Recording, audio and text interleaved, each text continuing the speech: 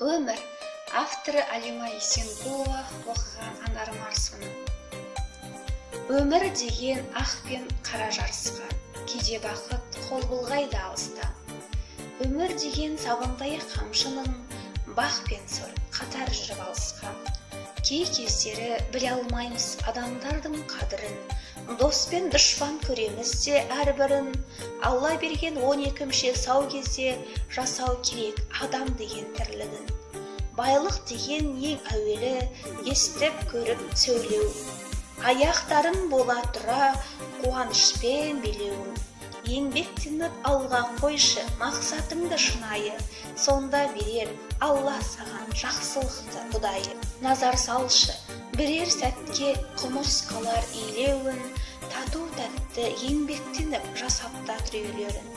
Таң тамаша боласың да қаласың, көрген кезде бірлік атты күйлерін. Өмір сынақ береді Алла сүйген ғана құлына, өмірде ешкім сатып алмас байлық атты пұлына. Таң атқанда ояндым деп шүкірет, өтер өмір 5-ақ күнде ағын судай дүркіреп. Өмір бірде көктем болса бірде күз. Түсінейік сол өмірдің қадірін сол біз бен сіз.